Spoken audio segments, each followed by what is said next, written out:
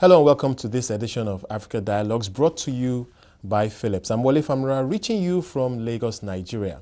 Counterfeit products present a global problem with significant economic and social costs. The International Chamber of Commerce estimates that international trade in counterfeit products could top $900 billion this year. It's also a major problem in Africa, as the continent has been targeted as a dumping ground by counterfeiters. Before we get into a discussion about the counterfeit products challenge in West Africa, the next report highlights the challenge in Nigeria. Counterfeit is as pervasive as you have originals.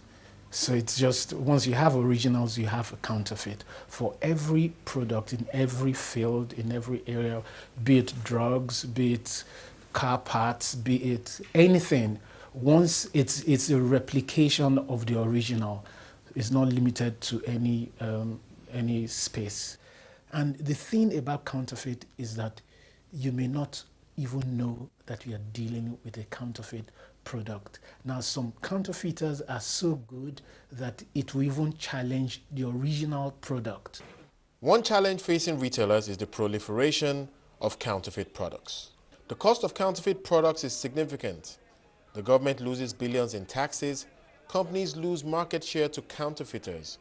And while the purchase of counterfeit clothing may be less harmful, the use of other fake products are life-threatening.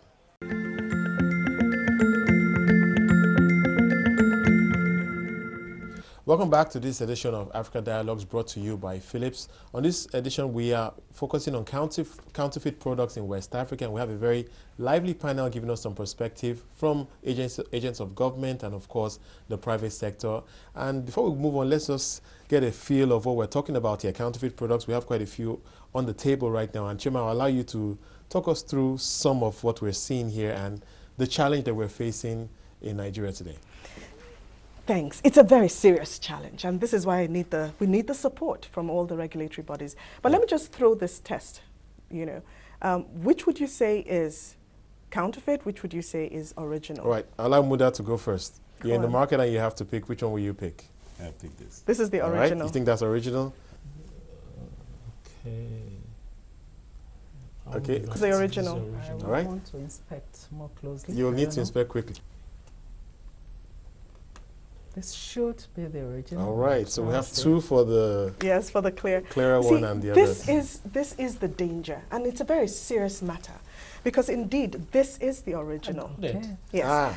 The reason why this is the original, because as far as 2008, the FDA had banned a material BPA.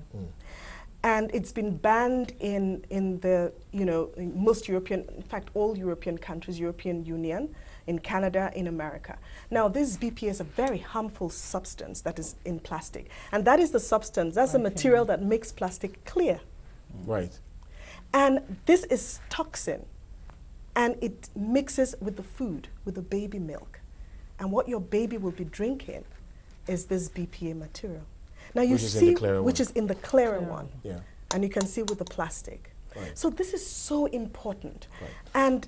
And we need to really address it together. I do understand when you say that the multinationals the brand owners need to work on it, but we can't do it alone.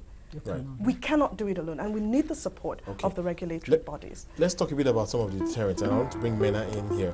Mena, how do we resolve this issue? Earlier you mentioned that the laws are there, so really the deterrent should be there. But what's the issue now? Is it enforcement? Is it capacity? Where do you think we're lacking here?